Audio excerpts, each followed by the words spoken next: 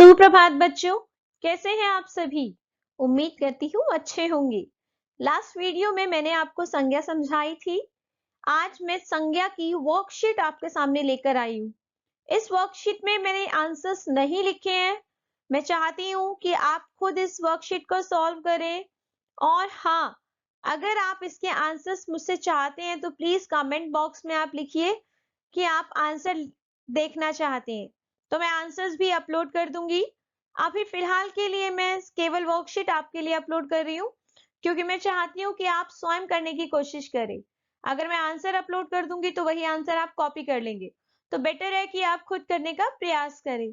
तो चलिए वर्कशीट शुरू करते हैं। संज्ञा पहचानिए। नीचे दिए गए वाक्यों में संज्ञा शब्दों को रेखांकित कीजिए। बेटा कुछ सेंटेंसेस आपके सामने हैं, आप इनमें संज्ञा शब्दों को रेखांकित कीजिए, अंडरलाइन कर दीजिए। पहला वाक्य, राम स्कूल जाता है। दूसरा, गंगा एक पवित्र नदी है। तीसरा, मोहन आम खा रहा है। चौथा, दिल्ली भारत की राजधानी है। पांचवा, बच्चा खिलौने से खेल रहा है। आपने ये वाक्य पढ़े, इसमें से आप संज्ञा शब्दों को रेखांकित कर देंगे। प्रश्न 2, संज्ञा के प्रकार लिखिए। जब मैंने आपको संज्ञा समझाई तो मैंने आपको बताया था कि संज्ञा के मूलतः 3 भेद होते हैं, व्यक्तिवाचक, जातिवाचक और भाववाचक। और मैंने आपको ये भी बताया था कि जातिवाचक संज्ञा के भी 2 भेद होते हैं, समूहवाचक और द्रव्यवाचक। तो आप लोगों को संज्ञा के प्रकार लिखने कि कौन सा भेद है। जैसे भारत, भारत जो है वो व्यक्तिवाचक संज्ञा है, क्योंकि स्थान विशेष का नाम है, देश विशेष का नाम है।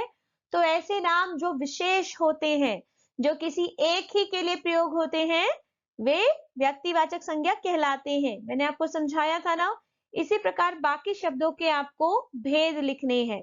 मिठास, आप महसूस कर सकते हैं केवल, गाय, सोना, राम, कड़वाहट, लड़के, मैदान, सेब, इन सभी शब्दों के सामने आप लिखेंगे संज्ञा के भेद।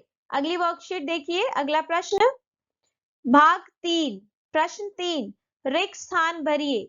कोष्ठक में दिए गए शब्दों में से सही संज्ञा चुनकर रिक्त स्थान भरिए। आपको संज्ञा भरनी है। फर्स्ट, डैश जंगल का राजा है, शेर या दौड़ना, कौन होता है जंगल का राजा, शेर। इसी प्रकार करेक्ट संज्ञा शब्द चुनकर आपको फिल इन द ब्लैंक्स में भरनी है। सीता डैश पढ़ रही है, किताब या खेलना, सोचिए और अपने आप फिल कीजिए।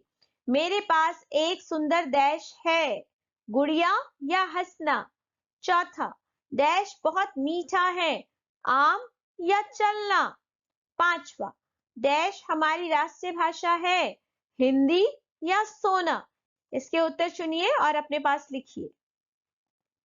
प्रश्न 4, मिलान कीजिए। बेटा क्या करना है, आपको मिलान करना है।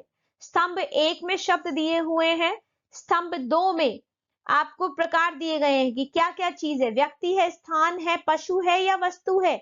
आपको सिर्फ मैच करना है, आप यह करेंगे।